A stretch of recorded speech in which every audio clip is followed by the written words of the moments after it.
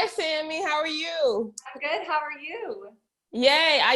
If anybody that's listened up until now, I don't really do video versions too much of the podcast episodes because I don't know. Maybe I just don't feel like getting dressed, but I That part.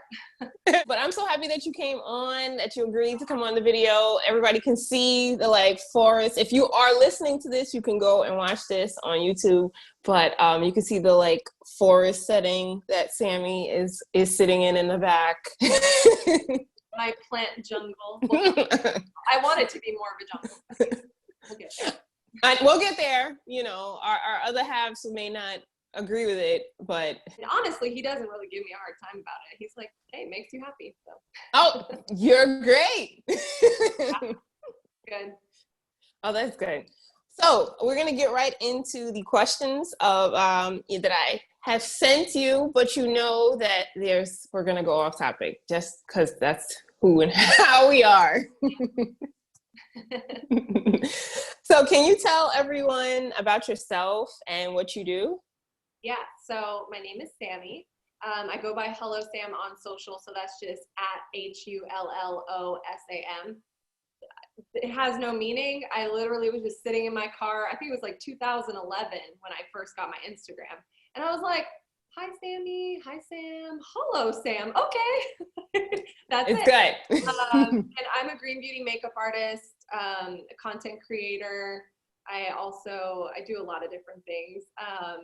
I guess I focus on green beauty, sustainability, slow fashion, healthy, clean living, eating, kind of like encompass it all. But beauty is my main focus. Yeah. And just because some people may not have heard like the term what you put in there, slow fashion. Yes.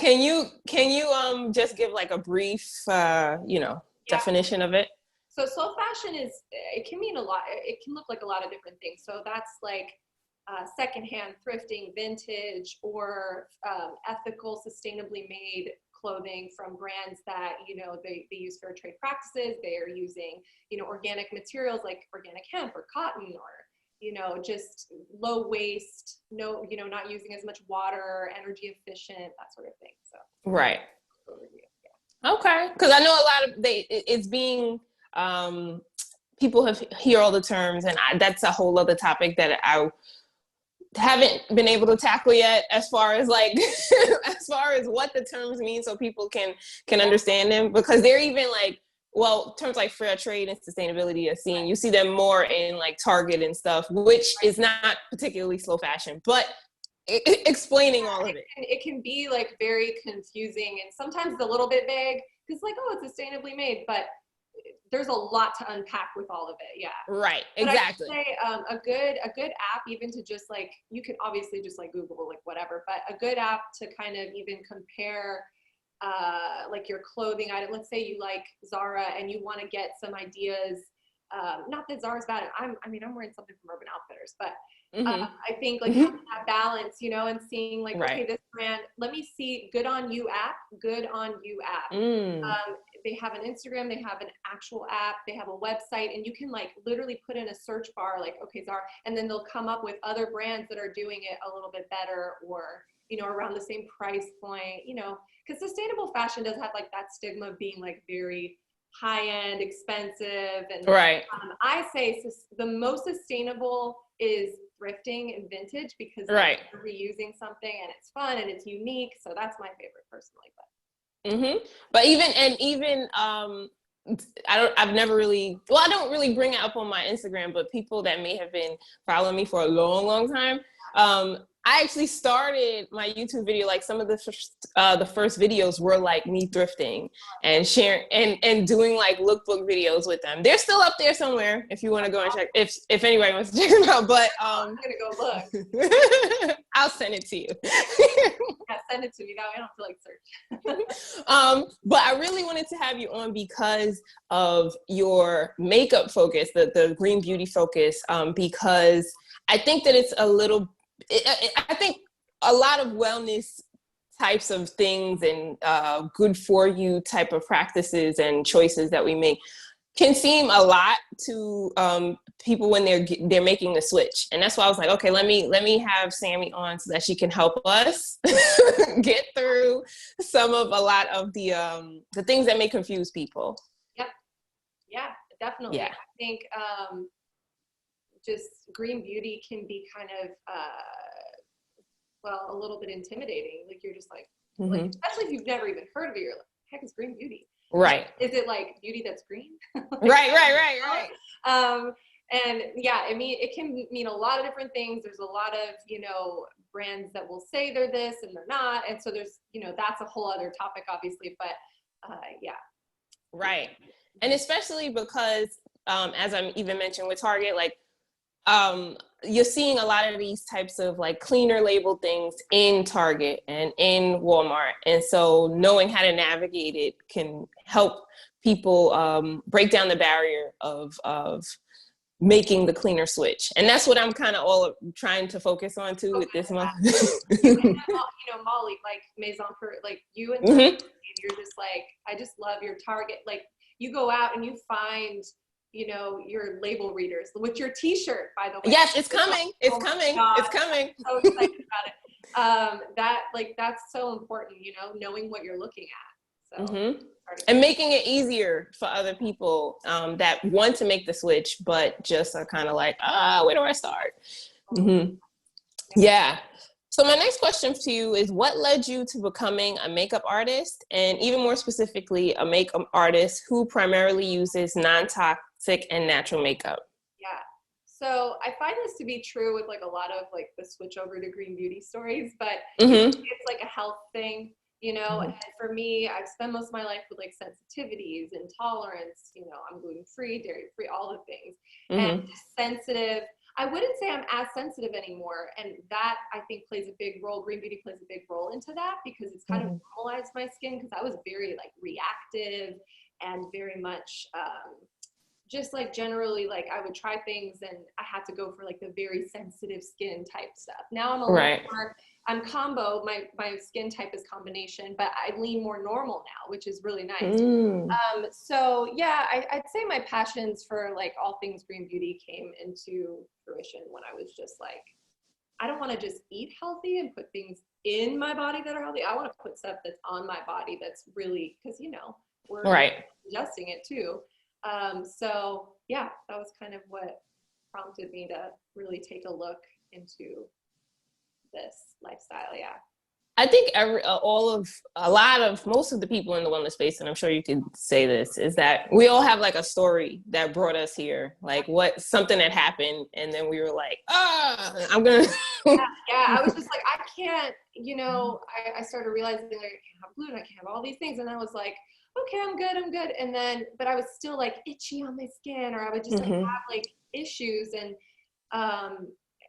I was just like, okay, let me just try. And so I started, I got the Think Dirty app, which is a resource, and then like EWG, I would look up stuff and slowly, my thing is like baby steps. Don't just like take it out and just be like, I'm throwing it all away, because that's wasteful. Just use up what you've had, finish it up. If you're almost done and it's expired, throw it away, and then start with something new, that you are looking into or whatever. Yeah. Yeah. And also, I try to tell people all the time of try to align yourself and find people who are kind of already doing the things that you want to do. And so it makes it kind of easier, and they'll be sharing what they use, and then so that you can take that and go in the store and be like, oh, I saw such and such. I mean, I hate the term influencer. That's me personally, but that's why I'm like content creator. Exactly. I mean, everybody else has their thing. And because I feel we influence, but right. But I think that, and we have a tendency, and I think maybe it's just because of our nature, yes, I'm patting us on the back, of wanting to influence for good, like to actually help. Yeah. It's not just like, oh, let me make some money and just promote this partnership. And I would hope that most influencers, content creators would be genuine and honest in what they're sharing. And I know that you and I are, and a lot of others. So thank you. Yeah, a lot of our blogger friends. We genuinely care. We want to see you like thrive and succeed. It's not like, oh, just buy this. Right. You don't need it? Okay, don't buy it. Like, don't buy it. I don't. I'm all about, like, again, it's that sustainable lifestyle. Like, right. do not need it, do not get it. Yeah. Right. Right. Yeah. So my next question for you is, in your experience, what are some of the biggest assumptions people have about using more natural makeup that you've come across? And are there some truth to those? Yeah. So I think a lot of times it's like, does it truly work? Like, will it replace XYZ, brand that I use? They kind of think maybe sometimes like, is this a hoax? Like, is this right being ploy? Which sometimes it is, as if though all green beauty is packaged in like this crunchy bamboo, which I think at one point they have that like that look, but it's did it skip? It glitched for a second. But yeah, I think green beauty has come a long way. And I mean, not that there's anything wrong with sustainable packaging. I love a good bamboo, compostable, like everything is really like low waste and you can recycle it and all that stuff. But it's not just like you're neutral and not long lasting anymore. Like there's just so many options. So I think my answer is yes, like it does work. And there are so many dupes to regular cosmetics and beauty products that work even better, in my opinion. Like I think when it comes to like a waterproof mascara, anything waterproof that's a little bit trickier. Right. Just because the ingredients they're using to make it waterproof, So, but honestly, there's just dupes for so much. It's like, I think that's one of the assumptions for sure. Yeah. Yeah. It's, cause that's what people ask me all the time. They'll be like, oh, as far as we're going to get into like other things, but like pigmentation and stuff. And like, does it even really work? Or how is it even able to work? That's a whole other thing. How's it even able to formulation of it? Yeah. Yeah. And if you all that are listening, we mentioned Molly of Maison Pure. Am I saying it right? Like, yeah, French, Maison Pure. There you go. And for those who don't know why I know French, I'm Canadian, born in Toronto, raised Toronto, Montreal, so I had to learn French. Anyway. Right. And I learned French before in school, but only for 3 years, but I'm still terrible at it. No, you're not. No, you said it right.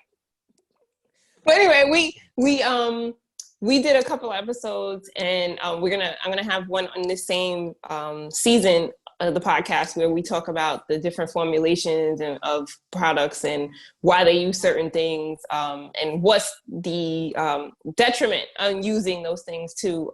So especially when it comes to like teens and teen makeup and stuff marketed towards teens. Oh my goodness.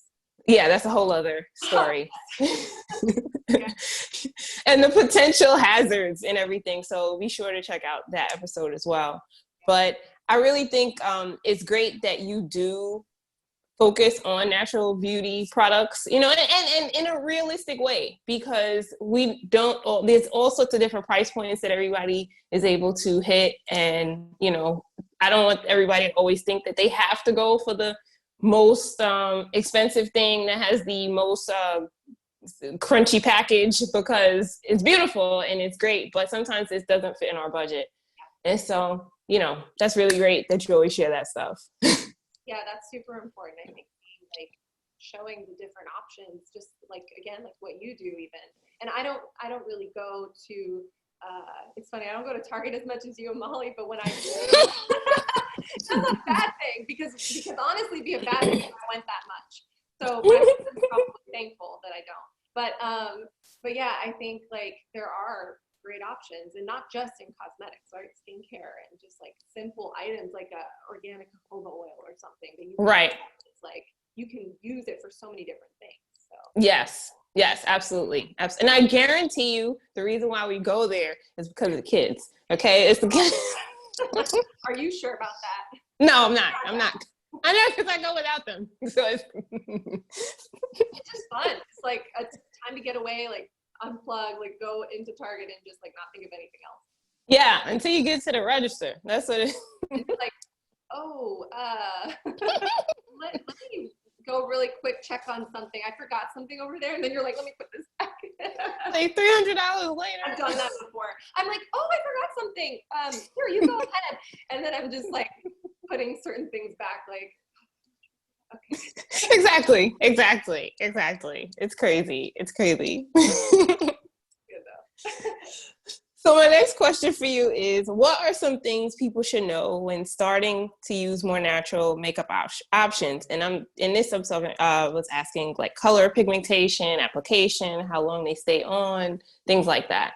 Yeah, so like I said, like first baby steps, like finding dupes to what you already love and use is always a great start. For example, like MAC has like that Fix Plus setting spray, or like an Urban Decay setting spray that can, of course, they claim it's waterproof, which is not a good thing. But Lily Lolo, for example, like a great setting spray that I would say like you could dupe it to the MAC Fix Plus. It's not going to be like waterproof, but it does set. So, I mean, it's good. As far as color and pigmentation, some people are comfortable with certain color dyes, some aren't. I'm a little more chill with that. But if you're comfortable with more color, then there are certain dyes and green beauty products and then some that don't have it. But I think it's a personal preference. There's a lot of options as far as it goes with like long lasting makeup. I think if you're choosing color, think brighter and more pigmented, it will last a lot longer. So if you're just like, man, I really want my makeup to last, that can range from like choosing powders or choosing creams or choosing like super high pigmented colors. So I don't know if that answers the question, but usually like a higher pigment will last longer. Like a red, it'll stain the lips a bit more. So we've been thinking for longevity, think color too, and just like texture and finish. Right. Yeah. And do you find that there's like the natural products, like less toxic options? Like, let's say, in my experience, right? Like you can go to like the neighborhood beauty supply store and you can find a eyeshadow palette that has for like $5, right? And then it has like this super pigmented purple and red and stuff like that. But then when you look at other natural products, it's not able to hit that same type of pigmentation colors. And people get a little disappointed, I guess, from that because they're so used to this highly pigmented options that we have been used to. But I have seen you share a good amount of very highly pigmented eyeshadows. And do they last, would you say, compared to like the other ones that we know are more toxic, but Yeah, I mean, I used to love like NARS and just like all the things, so and they made some very high pigment Urban Decay, all those Makeup Forever, all of that. So I would say, and I know we were going to get to this at the end, but it's okay. Okay, cool. But I would say like Prisma palette, which she used to go by Mother Bear's Handmade. She's now Prisma palette. Her name is Angela. She is incredible. Like with her, and she makes singles, and you can also buy like, they're singles, but she can like curate a palette, like the warm tones or the cool tones. Okay. But she has like literally every color. And wow. I mean, it's incredible. I love her. She's affordable. She's she's great. So that would be something that like pops into my head as far as like pigmented eyeshadows. They last. And I've done, trying to think like on Instagram, just some photos that I've done where some makeup looks that I'm wearing her stuff. There's a lot, like most really high color ones are her eyeshadows a lot of times. Okay. That's good to know. Yeah. And then it's one of those things, like I'm a very balanced person. Like I don't like to I'm not a purist. I'll just say that much. With certain things I am, with makeup, I like to have a little bit of fun because it comes off at the end of the day. So, right. So there are certain, brands that are cruelty free that maybe I'll use, or, which I get a lot of questions like, oh, it's cruelty free. Oh, if it's vegan, that's good. It's clean, right? And it's like, no, that's a whole. If it has fragrance, forget it. Like, I don't care how pigmented it is. I'm just not gonna put it on me because that's another whole thing. But but there's, Bodyography, which is a cruelty-free vegan brand. They make like these glitter pigments that I just love. And there's just, there's certain things where I'm like, okay, I just want some glitter. Right. On my client or an editorial shoot or something like that. So that's fun, but digress. Yeah, I think it's a balance. And then I think that when you start revamping the way that you go about life and you're like, okay, I'm going to be cleaner and more healthier and stuff. I think the purpose is to eliminate as much of the crap as you can, so that even when you choose to eat or put on your thing, the less toxic, that's what I was saying, the less greener thing, or less healthy thing, it's not as much of a detriment even to your health, because you're not doing it on an every you're eating bad, the air in your house is bad, the everything you're putting on your skin is terrible, and then you, on top of that, you every day using really bad products that have chemicals in there unintentionally. But the whole thing is that if you're able to just eliminate as much as you can, and then, every now and then you want to, do whatever it is, it's not as much, your body is not going to freak out as much either.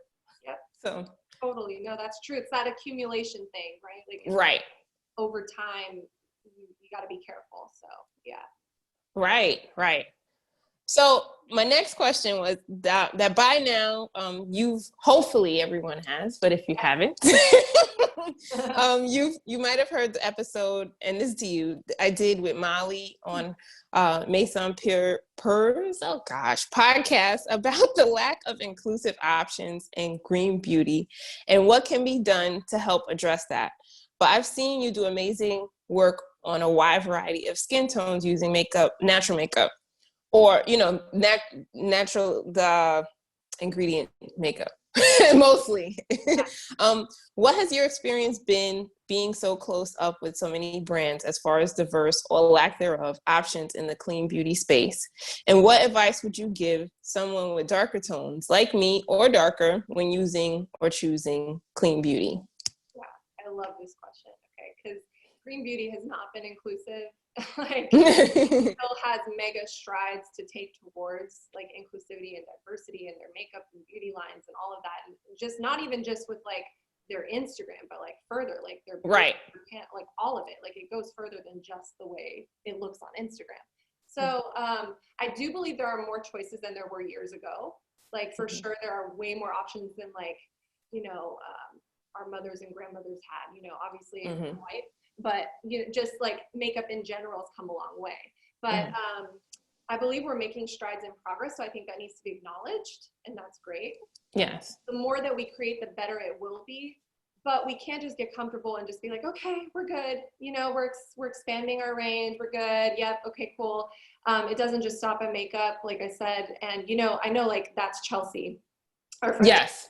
Our friend Chelsea. A lot, like just that it's, who are the people in leadership? Like, what are their positions in the brand? Are they like, is it trickling down to the consumer level? It's not just the Instagram. It's not just, oh, we added these shades, So those things matter. And I think one of the biggest, did you ask this question? No, I can't remember. As for, you're talking about diversity, inclusivity, and green beauty, right? Yes. Yeah. So I was going to continue off of that, but that's kind of what I think. Yeah, I think that it still has a long way to go, and I think it's always going to be evolving. Like I don't think, as long as humans are around, like, and different cultures, colors, undertone, all of that, like it should always be evolving, always like progressing and being creative with, okay, we don't have this undertone, let's do it, because literally no one person looks the same and has the same undertone or the same pigmentation or whatever. So that's what I feel about it. And even when you do your sessions and you have your makeup sessions, that's what, if you could share, like even what are the one, well, we're gonna get into what products, but just even when you go to do a session, what are you kind of looking for in the products that you're going to be picking for darker tones? Like, is there do you find that it's hard even to find some that may match and what is your process even? That wasn't on the thing. What is your process even when you have someone scheduled and then yeah, like I have one of my editorial shoots that I did last year. She's very dark skin tone, beautiful skin, and she's actually I'm going to be doing another look on her soon, hopefully, because she's a good friend. But I think the biggest mistake, I'll start here, the biggest mistake that women make is that they perceive that they're like one color overall, and we're not. We're multifaceted. Especially women of color, you know, there's more pigmentation in certain areas. It just depends, obviously, on the, you know, your skin tone. But if you think about it, we're multifaceted. So, you know, there's areas to our skin that are more hollow, they're more contoured. Like maybe the sun hits you more right here, so you're a little right here. So yeah, I think starting for me, my process is, first off, you know, I want to see my model, my client, whatever. I want to see their pictures of them. I want to see pictures in natural light. I want to see them in, you know, in front of a ring light. I want to see what they look like in the summer. I want to see what they look like in the winter, you know, to kind of get an idea of what I'm working with. And then I think as far as brands, which I can get to later, but there are, you know, there have been shade expansions and range expansions, which is great. I don't struggle as much as I used to, I will say, with trying to find the right shade, so that's good. So I would say more so like having like a lot of different options on my, you know, my kit, just having like a wide range of foundations and concealers with me, no matter who I'm working with, but especially darker skin tones, because I want to be able to get that perfect match. And always thinking warmer. You don't want to look ashy or cool. Like that's just not a good look. Right. Not a good look. So, right. So yeah, so starting with like the center of the face, like the lightest point for the most part. And then when you do that, you're basically like highlighting and concealing all at once. And then you would kind of start to go into the deeper tones and doing more of that contour. So it's almost like you're working, you don't really have to take a stick and contour at the end, because you're almost doing that with the foundation in itself. Right. You know, concealers and contour and stuff like that is, you can do that with, you can conceal your face or put a base on with concealer. It's the same idea. It's just, that's how I like to work, is kind of getting that like smooth base, the different tones going. And then you'll see like the contour points once you do that around the hairline, perimeter, jawline, cheekbones, all of that. Yeah. I've noticed that. Like I've in the green beauty space, I've been having a hard time personally finding a good concealer that matches my tone. And then I'm glad you brought up the whole summer and the winter thing, because I need two different ones, two different things. Yeah, so concealers are tricky. That is something, I feel like concealers, they can look ashy and like they're not like, you got a great foundation, but then there's the concealer and it's like, it's not quite there. Right. I think concealers need a little bit more tweaking and addition. Like, it's kind of like, oh, we've added all these new foundations. Okay, please do concealers. Right, exactly. I've noticed that. Yeah. I've noticed that. Look, and then even it's almost like a foundation, because people like me, I love to just use a concealer just to do little things and I'm done, you know? I don't exactly. Always cover up my full face. Yeah. Like I'm all about normalizing dark circles too, you know, but yes. And it's cute sometimes. Honestly, I know that sounds crazy, but like from a makeup artist perspective with an editorial kind of vibe, it's like that like runway, like I'm kind of tired, but like it looks kind of cool. Exactly. Yeah. Exactly. Yeah. But I definitely have had a hard time finding a good concealer and also a color corrector that's kind of, because when back in the day, I would get what was it? I can't remember the name now. Goodness gracious. But anyway, one that would be really, really peachy, but like a dark peachy, in order to offset almost orange. Yep. Almost orange. And I can't seem to find that. Maybe you can give a recommendation, but I can't seem to find that in the green beauty space. It's hard. Yeah. I feel like, trying to think. So I know, and this is like a higher end brand, but the Nazi 7, they are, I think they're Swedish or somewhere in Denmark. I can't remember. But they have this really cool thing where they have like this white, it's just literally like a pot of just like white formulation that kind of would be like a foundation. And then you can take the pigment that they make. So like you could choose the light, medium, dark, whatever, and you mix it in there. So you can literally, for a makeup artist, like it's just like, it's like your Bob Ross, like painting and mixing the colors. But you can do that where you can actually take pigment and even, I mean, I've even done it before where I've taken like an orangey eyeshadow that's matte and you can like mix it in there. Now that's like a whole other thing, right? Like most women are just like, I'm not gonna go get it. Right. Do all these things. Like, Sam, you're crazy.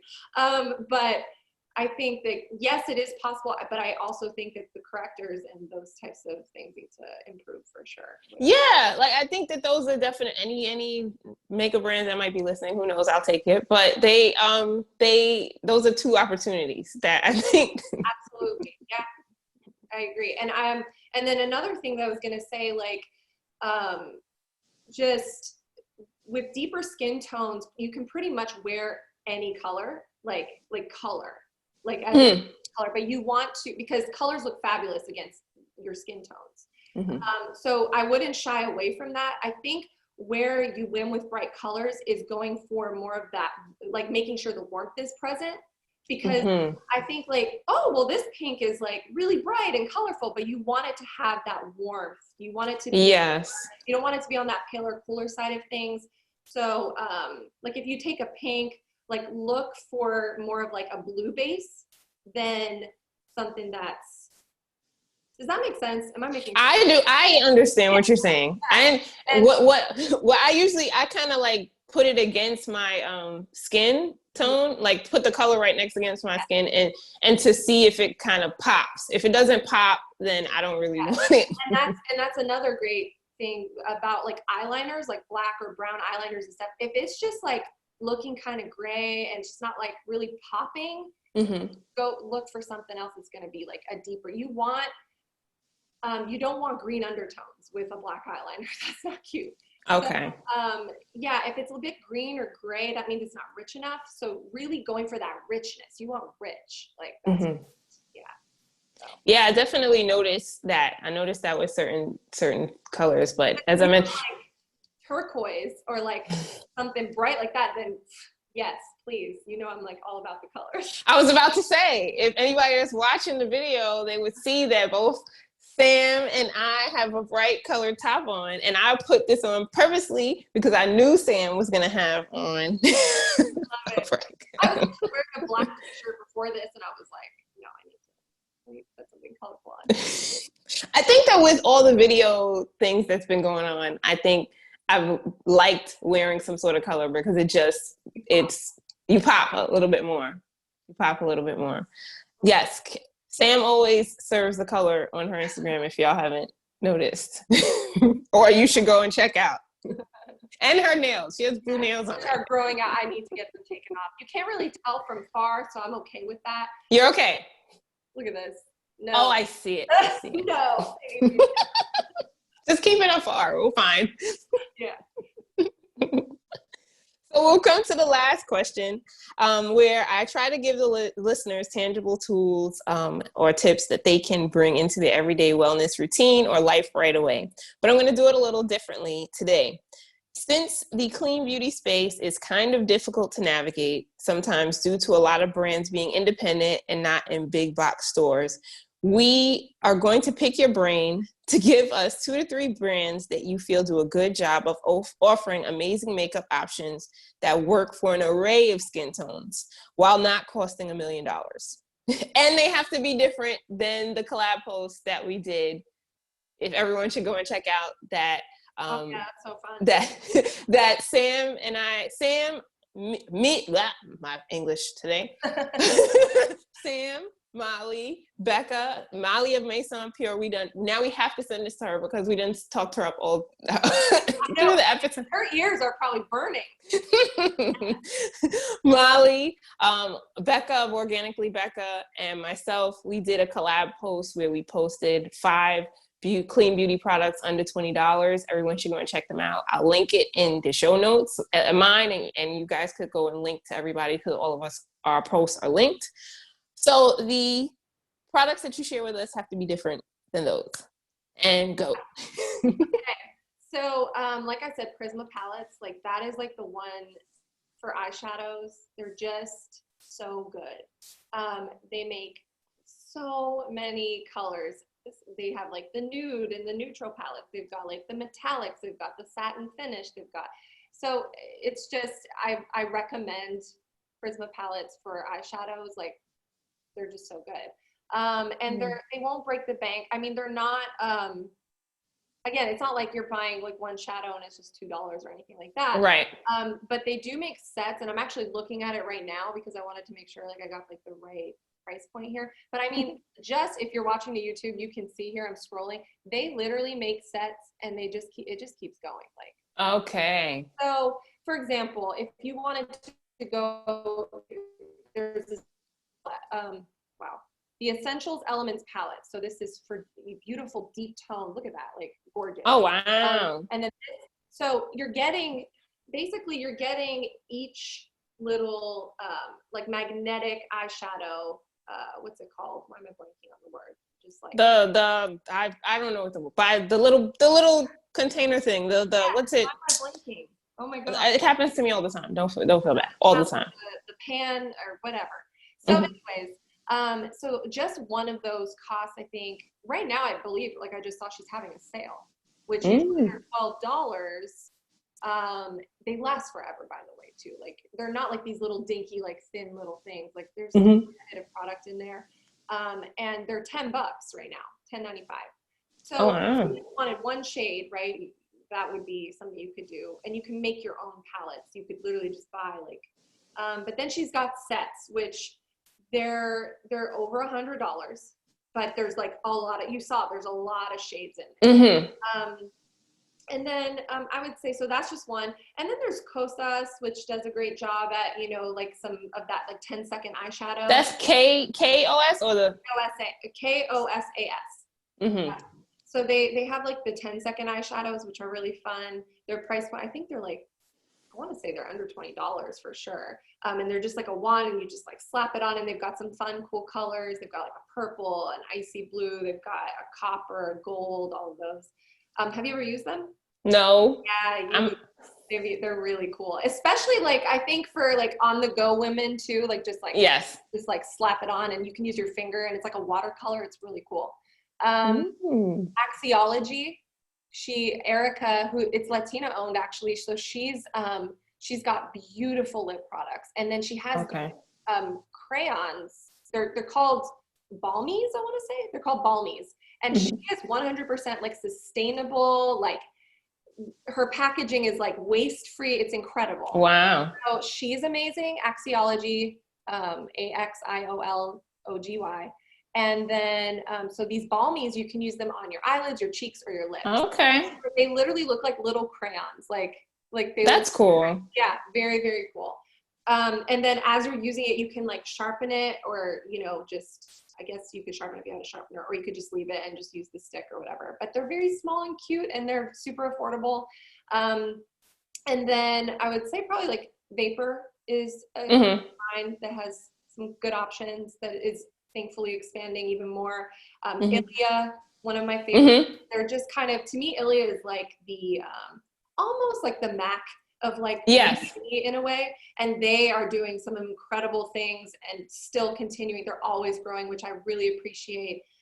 Sasha, the founder, I actually like did a Zoom, a daughter mother and me like kind of Zoom with Sasha and her mom, which was I think did you post about that? Yeah, I think stories, and it was just so sweet. And she was sharing, you know, that they're always like continuing to add to the shade range. I think she said that they were going to put out like 18 new shades, and wow, with the undertones, like all of it, like they know what's up. So I'm very like, I love that Ilia is, you know, doing that. So and then I have to, this line is not inexpensive, but I just have to, it's that's okay. It's Black owned, Josephine Cosmetics. Have you heard of this? No. Okay. So I This is like, if you like Pat McGrath style stuff, right? Like they're into like glitter and just that metallic and very editorial. Josephine Cosmetics.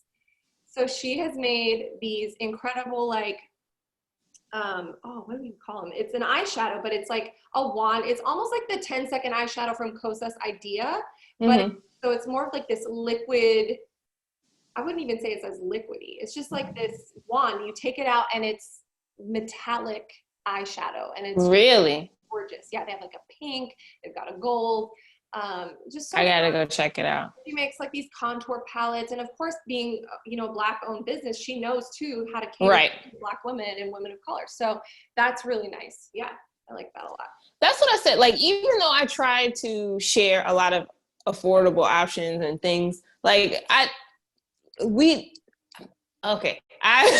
I'm trying to say is that people will want to spend their money certain places, and they'll spend their money on stuff, especially when they are changing from buying a bunch of other products and spending lots of money on other products. Now they have that money and they're like, where do I put it now? Right. And so they may buy a $30 conditioner, which I shared recently, or whatever it is, or a more expensive eyeshadow palette, if they feel that they're represented and that it's worth it or something. And that's Rio Gio is, Black owned. And so that's right. another thing. And then there's so many, like Range Beauty makes foundations and options.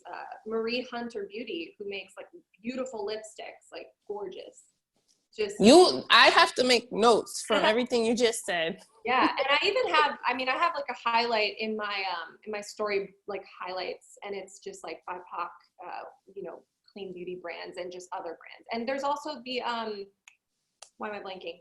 Black and Green, like their website. Like yes. Look at like non-tox, organic. Yeah. Right. And I'm glad that I'm happy that you share about a lot of both, or everyone. You try to represent everyone when you are sharing all sorts of makeup options, like from your tones and things. I had to learn for a long time that like about undertones and things like that. I didn't understand it before. I should have brought my color wheel. I have a color wheel, and so that is very helpful. You can literally go on Amazon and just look up like color wheel, like makeup color wheel. That is super helpful just to see like what cancels out what, and like if you have more blue tone or like blue undertones or more gray or more green. And, it's good. Yeah, I had to learn that. Like I was like, I'm buying all these things, but it's not making sense, and like. Yep, it's real. Yeah, we're multifaceted, and we've got lots of different colors in our skin and in our makeup. So. Yes, even that's why once I learned that, that's why I use the whole, let me put it against my, that's why I like gold. But like the jawline is also a really great spot. Ooh. For foundation especially, obviously you're not going to put lipstick right here. But foundation, I always put it like right here, bring it down the neck. Because if you see, even with me, and I don't have any foundation on today, but if you just look at like my face, right, is a little bit more of that, and the lighting is not great right now, but I'm more neutral to warm, but it's my face is just a little darker than my neck, because like if you think about when you're in the sun, you're not like this walking around, like your neck is not right, your neck is not getting the sun. Very light. So what I would say, and this obviously depends, I like to make sure that it matches the neck, of course. But let's say you're like, you got a lot of sun on your face and it's just like, wow, your neck is just like the only thing that's like very light. Then you can always kind of find that happy in between where it's like, okay, it's blending well, like I can just bring it down and blend it, because you also don't want to go too light, then you start to look pasty and pale and not cute. Right. And so I say always go just a little warmer than a little cooler or like lighter. So that's just. That's why I think I see what you're saying about your undertones, because that's why like gold looks kind of good. It looks not kind of, but looks great on you. Gold. Yeah, I'm not a silver person. Yeah. No, but I think that silver wouldn't complement you as much. Right. Yeah, it definitely looks better on cooler undertones and just. But also I've seen people wear both at the same time, like silver. Yes. And I'm like, you can do it all. But yeah, I think, because I've also heard, other makeup artists say like, well, I like to go to match the neck, and if it is a little lighter, you just take some bronzer or like warm it up, which you can absolutely do. But I think like if I could find like a happy in between, I like to do that. So it's just a preference thing, but See, you dropped the gems with the jawline thing. I didn't know that. And and for anyone that was listening that didn't know, now you should go and watch the video. Yeah, and I'm always happy to like, if someone has a question, like, and I offer consultations. I do like 60 minutes consultations for like $60. You can ask me whatever you want. We can do whatever. Like literally you could get on and just be like, so Sammie, how was your day? No, but obviously I'd like to talk about beauty. So I've done, consultations where maybe they want to do their own makeup for an event. So they're just like, they want to get some tips and tricks. Or maybe they just want to learn how to do an eyeliner, like a wing liner properly, because they've got a hooded lid. And hooded lid is literally like, it's like skin folds kind of over. You see that? I mean, I'm looking up, so right now it doesn't look hooded. But if I look straight ahead, you can see that skin kind of comes over and hides my eye. So the fold of your eye, I should say. So yeah, sometimes that's a thing that people want to learn. Like, well, I'm trying to do like an eyeliner and it just doesn't, I can't see it because my eye eventually, like I open my eye and it's gone. So something like that I can teach. I just skincare, regimen, whatever, like wedding makeup, whatever you want. Yeah. And when you said that just now, okay, so I'm going to bring this to another question. I said that was the last question, but it's not, right? But as me being, I'm not shy about sharing my age, right? Right? Seriously. I'm 39, right? And I feel like my skin and things are changing as I get older, right? Do you notice that too, even when you're doing makeup either for yourself or for other people? Yeah. So, man, I remember like in my 20s, I was like, why am I breaking out? Like, what is happening? And then, I will say my skin has started to like level out a bit as I'm 33. So just like, it really just varies per person, right? And age, but definitely I think in your later 30s, late 30s, I can see there's maybe more of that like sun damage a little bit if you've been in the sun, or a little bit more pigmentation. You've got a little bit of, what's the word I was looking for? Freckles.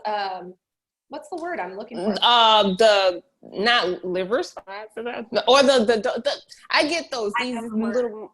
Yeah, I can't think of it right now, but and I've got freckles, like you can see, like I've got freckles, but some women have like that hyperpigmentation. I do. Have like, they're really showing some sunspots and they want to like camouflage that. So yeah, I think for sure there's a lot of things as you're getting older and your skin's changing. It's always changing, right? It's never going to be the same. So, and especially what you're doing to it and for it, and your environment is going to also play huge effects on that. So yeah, I think with like a more textured, mature skin, I'd say, go for more of those like cream bait. You want to look a little bit of that. You want to have more of that glow. You want to like bring back in that life. So creams are really good for that. But also making sure you set, because you don't want to look like a grease ball, because then also like creams can accentuate fine lines in certain areas and make you look greasy and not, it's just like, oh wow, I see everything times a million. So there's a balance with everything always. Yes. Everything is yin and yang. I had to learn, even we're talking about stages in life, right after having my kids, I get these really dark areas on my temples and my jaw, and then it goes away within the next year or two. So even like navigating that whole thing, like makeup wise. So I mean, like, it kind of comes down to like what I said about like covering up your face, right? Or foundation, base, concealer. Depending on what you're comfortable with. I mean, I've seen some women rock, like they're like comfortable with it, and that's it. Like, I'm not going to cover it up. It is what it is. But if you really want to, which there's nothing wrong either way with either option, then, doing that kind of like getting that clean slate, that base on, and then going in and kind of pinpointing what you want to cover up, which can be kind of hard sometimes. Like if you have like these random spots and just little areas, you don't want to just take like a concealer and then it's like a light patch right here, or just look weird. So I think the most important thing is to just smooth out your complexion, like get that initial base on, and then see what you can do after that. But sometimes you just gotta let it be, you know? Yes. Just accept it, and it is what it is. I used to hate my freckles when I was growing up, because, you know, boys in school would just be like, oh, freckle face, and you know, whatever. Oh, 4 eyes, because I wore glasses even pretty young. So yeah, so that's that like stigmatism in my left eye. Oh boy. So yeah, so I hated them, and then I can't remember when it was that I started to really like embrace them and love them, because I would just like, I would wear like full coverage foundation. You know, 14, 15, whatever. And that's pretty young, but like 15, 16. And it was, you know, and I liked it. I like to like apply all this makeup and have fun with it. But at the same time, like you could see my true skin tone, texture, you know, my freckles weren't showing very much unless it was summer. But I just say embrace your skin and the real fresh look. I love that. Yes. As a fellow freckle girl, I understand. They're so cute. I love it. Like you can't see it there. Anyway, you can't see it here. But anyway, I noticed those things, trust me. I do have a hard time like having that balance of when you're trying to cover up, like I don't want to cover up too much, because then I'm covering up my freckles and then it just looks weird because everybody knows I have freckles. And then it's like, where'd they go? You know, but yeah, no, it's true. And I like my freckles vary too. Like if I go outside for a little bit, then I'm like, and then if I'm just in the winter, maybe they're not as intense. But sometimes in the winter, even when I go out, like they'll come out of nowhere. It's a hormonal thing too. So I think I've noticed as I've been kind of getting older every year, like my freckles, they change a little bit. Yes. And like sometimes I'm like, whoa, I didn't think they would come out right now. And they do. And so yeah, it's interesting for sure. It is interesting. Oh, this was great. I knew this would be fun. This is so much fun. We could talk for hours. Literally. So please let everybody know where they can find you and connect and check out all your work. Yeah, so I'm HulloSam, HULLOSAM on Instagram. My blog is HulloSam.com, Twitter HulloSam, Pinterest HulloSam. I mean, I tried to keep it as streamlined as possible so you can find me. If you just look up HulloSam, all of those things will come up, even on my website blog. So yeah, that's where I'm at. Yay! Thank you. Well, thank you so much for your time, Sam. And we will all check out your work, and we maybe in the future we'll be back on here. Oh, wait. Before we end, I just want you to say this word because I am terrible at saying it and I keep reading it. Okay. How do you say in the Enneagram? Oh, the Enneagram. Yes. Oh my gosh. We're talking about the Enneagram. Oh yes. Oh my God, I said I was gonna end, but it's okay. We can keep going. I don't know if you the Enneagram is a whole other thing. We could do another podcast with the Enneagram. We will. Yes. We will. There we go. But that's how you say it. Can you say it again? Enneagram. Enneagram. Think of like any and then a gram, like Enneagram. Okay. We will do another episode with it. That would be so much fun. Yay! I'll start implementing Enneagram into like makeup, like events eventually. Do it. Like personality with your makeup. Do it. Yes. Well, thanks again, and we will check out all your work, and we'll connect again. Sounds good. Yay! Oh no, I don't want to end the meeting. I want to. Oh no! Cancel. Stop recording.